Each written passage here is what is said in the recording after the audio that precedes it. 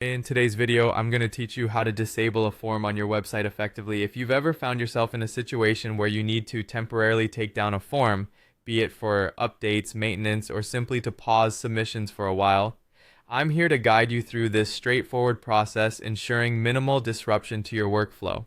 First, let's begin by opening the form you wish to disable. This might seem like a simple step, but it's crucial because you need to make sure you're working with the correct form, especially if you manage multiple forms.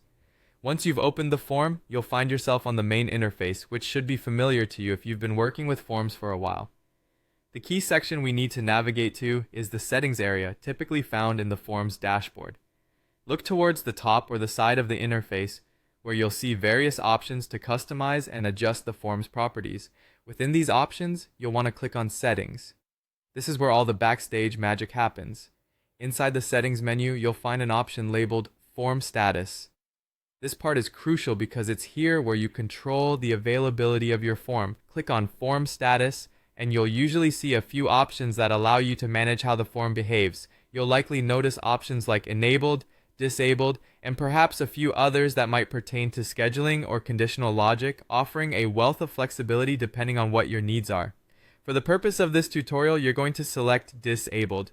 This action tells the system to stop accepting new entries from this form. It's like flipping the switch off while keeping everything intact for when you decide to bring the form back online. This is particularly useful in scenarios where you need to ensure data consistency or prevent user submissions while conducting maintenance. Once you've selected Disabled, don't forget this next critical step, saving your changes. The Save button is usually located at the bottom or top of the settings page. This acts like sealing the deal, where you're confirming that these changes should be applied. It's a quick click, but an essential one to ensure your form status is updated. And there you have it. Your form is now disabled. You can rest easy knowing that no submissions will come through until you're ready to turn the form back on. Remember, this is always a reversible process, making it convenient to adapt to changing circumstances. Thanks for watching and following along.